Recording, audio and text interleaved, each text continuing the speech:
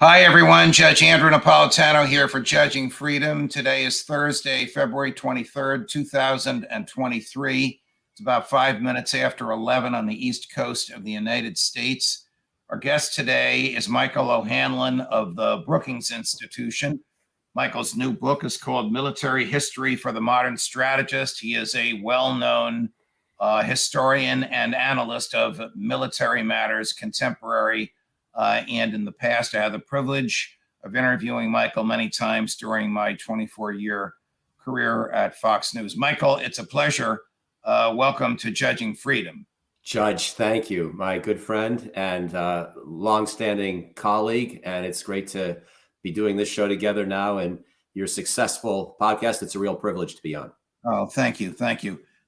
We were both students at Princeton University. I'm half a generation. I'm 11 years ahead of Michael, but we had many of the same professors.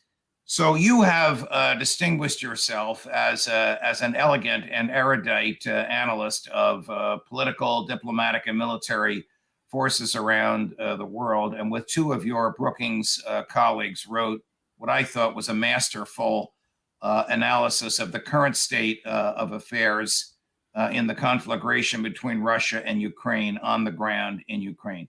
Let me start where you did with a famous quote from another Princetonian, General David Petraeus, who said of the Iraq War, and I say to you, Michael, now of the Ukrainian war, tell me how this ends. Yeah, I don't know how it ends, and I don't think it'll end soon. Because, of course, Ukraine wants to liberate all of its territory and then see Russia in some way punished for its sins and somehow expected to remediate and repay its debts in the form of helping rebuild Ukraine and then even sending some of its leaders to war crimes tribunals. All those positions have been laid out by President Zelensky. They're all morally reasonable. Most of them are militarily and politically unattainable, however. And then on the Russian side, of course, Russia is the transgressor, the aggressor, the only party at fault here. But Russia has made it clear that it refuses to see Ukraine move to the West, and it wants, ideally, a chunk of Ukraine. In fact, Putin considers himself to be generous in that he's now only demanding the four eastern and southern provinces plus Crimea as the territorial aggrandizement for Russia that he would settle on. Originally, it looked like he wanted the whole country, or at least the whole country from Kyiv east and south. And, the part that's more historically Russian in its orientation and language and closer to Russia geographically. And so those goals are ridiculous. And, Putin already had essentially 7% of Ukraine before last February because he had stolen Crimea and supported separatists in the eastern region of the Donbass. And so clearly that 7% was not enough to whet his appetite, or maybe it was enough to whet his appetite, not enough to satisfy his appetite. And so we've got fundamentally different views here about what would be an acceptable outcome. So I think we're a long ways from peace. The great summary of the attitude of each side. Let me push back just a little bit on Putin started this, to the small government libertarians, of which I am one. This was started by NATO moving far more eastward than Jim Baker and George H.W. Bush told Mikhail Gorbachev they ever would. And now I'm into your territory, military diplomatic history, and B, the American inspired and financed coup in Ukraine of 2014 of a popularly elected and Russian aligned government. You may argue that neither of those justifies war, but both of those were perceived, I think, rationally by Putin as aggression by the West. No? Well, you raised some very important points, although I would frame them a little differently, especially the second one. But let me go back to the original decision, first by Baker and Bush and Scowcroft, to be very careful and studious about any kind of eastward move by NATO, even German reunification, and then what may or may not have been promised back then. Let me just focus on that. I do think you're right that we made strategically unwise decisions to believe that we could push eastward with NATO and not have the Russians react in this kind of peak. In fact, while we're speaking of Princetonians, George Kennan is with us on that one too. Yes. He lived long From enough. heaven. From heaven. Yeah, I think he's with us from heaven now, but he was with us on Earth back in the key early years of the post-Cold War period. And he said that when Bill Clinton decided to push NATO eastward by bringing in Poland and others, that was an historic mistake. Now, I'm a little less sweeping in my condemnation than Kennan was, but I do think we were unwise to push NATO eastward in that way. I would have preferred to keep NATO with the same original core and then create a new security organization that could have NATO participation and a lot of the same members as NATO, but ultimately also invite Russia and Ukraine in and leave that as the vision for, as opposed to just this partnership for peace and the other kinds of diplomatic engagements we had with Moscow in those early years. I don't think they were enough.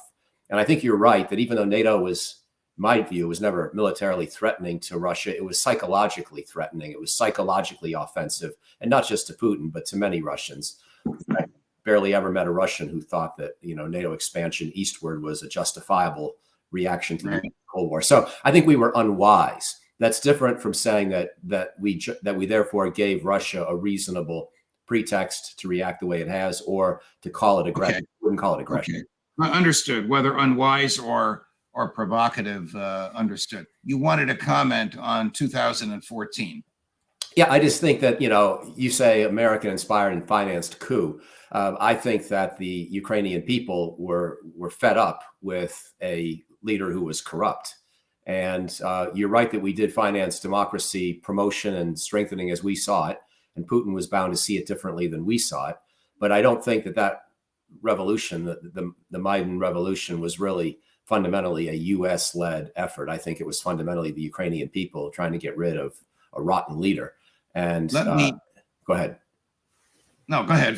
Finish your thought, please, Michael. No, I think that I can stop there. I mean, there's a lot more to say, as we both know. But okay. Let's play a little clip. I know you've seen this of President Biden just 2 days ago in Poland, saying, in effect, Ukraine can't lose. Russia. Brutality will never grind down the will of the free, and Ukraine will never be a victory for Russia. Never. So what would you argue is the president's goal here? I'm not talking about domestic politics, because you could talk all day about that. Is it the removal of Russian troops from eastern Ukraine and Crimea? Because that is, as you articulated earlier, militarily impossible. Is it the removal of Vladimir Putin from office, like Senator Lindsey Graham wants, although in Senator Graham's case, it's removal of him from life? That is probably militarily impossible as well. But if I were to ask Joe Biden, or if you were his spokesperson, as you understand his brain, what would the White House say is their goal?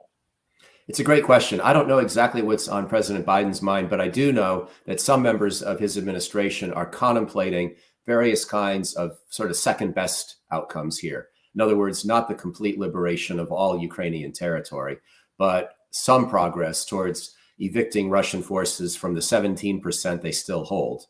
By the numbers that we calculated in that op-ed you kindly mentioned earlier with Constanza Stelzenmuller and David Wessel and our colleagues at Brookings, we think that Russia now, as I say, holds about 17% of Ukraine, and it may have come close to having a quarter of Ukraine at the very peak of its invasion effort last winter. So let's say we can get Russia down to holding only 10%. We can help the Ukrainians liberate some more chunks of territory, but then things stalemate around there. I think there are people in the administration who would say that may be good enough in the sense that it's a defeat for Russia compared to what it wanted. And it is, a liberation of most of Ukrainian territory. And if we can find ways to build a stable peace at that point, that doesn't give Putin just an opportunity to rearm and attack again, that it may be more prudent to accept that, not because it's the preferred outcome or the morally perfect outcome, but because that may be the best we can do, the best Ukrainians can do, short of a 5 or 10-year war that just keeps on going forever and risks escalation and a broadening and widening. I mean, does a stable peace include President Zelensky? Because if it does, they got a lot of mind changing to do. I think it has to. Ukraine is a sovereign country. I mean, I'm prepared, and more importantly, the Biden administration is prepared to be flexible on territory. But the idea of being flexible on whether a sovereign country gets to choose its own president, that's really not negotiable. And right. So I think Senator Graham. Well, yeah, I mean, I don't think regime change on either side can be the realistic goal of negotiations, as much as I have contempt for Putin, like most Americans. I don't know how we can just sort of insist that he step down as a part of the outcome here. I mean, that's what you do with unconditional surrender. That's a World War II kind of outcome. Right. That's not a realistic goal against a nuclear weapon state. We're going to run a clip now of President Putin referring to American demands as the theater of the absurd. You've probably seen this.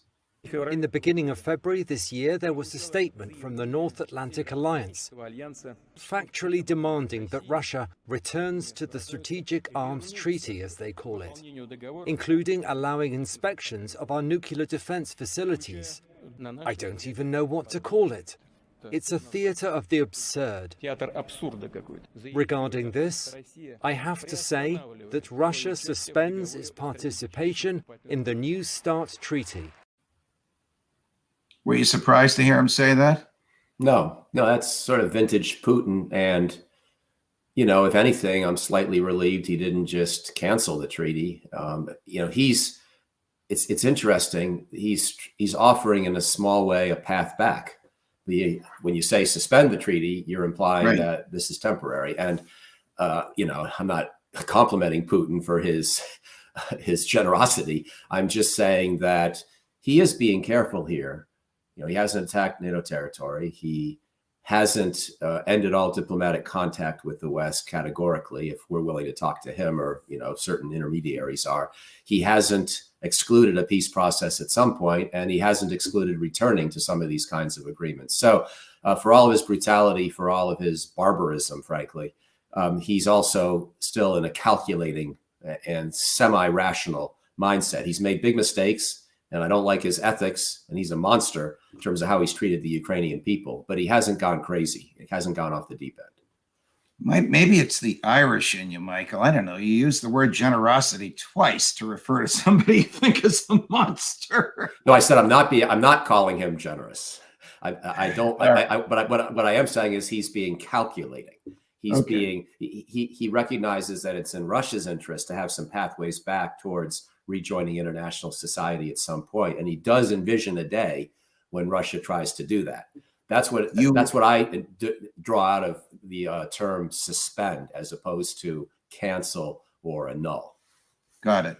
You compared this war with respect to its almost, I think I'll use your phrase, stalemate, to the American Civil War and to World War I. Explain. Well, the stalemate part is more the Western Front in World War I. The casualty levels and the kind of fighting are partly like World War I and the Civil War, although those were both bloodier per capita, per person, in the countries involved. What I mean primarily is the tactics of the fighting, where you are looking at a lot of sort of exposed human flesh on a battlefield where people are grinding and pounding away to extract a few meters of progress. Now, in the Civil War, you had a lot of battles that would take place in a given location, and then people would regroup and reposition. So there was more fluidity in that sense. But World War I perhaps is the more comprehensive, comparison or analogy that really, I think, works pretty well right now. Where on the Western Front, by the end of 1914, as we all know, things had really settled down. There was a trench line dug from, the English Channel all the way to the Swiss Alps. And over the next 3 years, it moved only very slowly and in bits and pieces, usually a few hundred yards or a couple miles over a fighting season. And that was it. So I'm not saying we're at quite that level of stalemate here, but it's starting to look similar with the long trench lines, 600 miles in this case, 500 miles on the Western Front in World War I, a lot of artillery, a lot of small arms fire, a lot of soldiers ultimately getting up and walking or running across a battlefield to try to slightly improve the position of their side of battle. Your opposite number on analyzing all of this, who's a weekly guest on our show, you probably know him or know of him, Colonel Douglas Macgregor, argues that Putin has amassed between 300,000 and 500,000 trained troops, some conscripts, many veterans, some reservists, amassing at the Russian border, ready to begin his final assault. He's almost likened this to an infantry version of American carpet bombing of German cities during World War II. How can, if Colonel Macgregor is right, I happen to think he is, but he's very credible, even though you and he disagree on a lot of issues.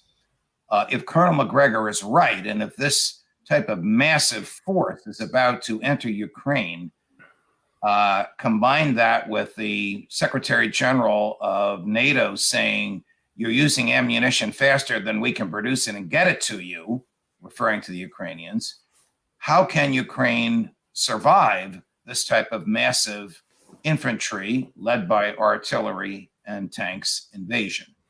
Well, certainly Colonel Macgregor is right to raise various possibilities and to, detect a battle plan emerging on the Russian side. I would just simply say, and I'll stick with the World War I analogy, partly because it's on my mind because of this history book I wrote, this military history for the modern strategist. And in World War I, each winter, the war planners in Britain, France, and Germany would go back to the drawing board, and they would their industry would produce a lot more artillery rounds, and they would try to sneak the rounds and additional people into one sector or another on the Western Front. And then they would launch some big new offensive in the spring. And, the Somme, Verdun, these are the kind of names associated with these attempts.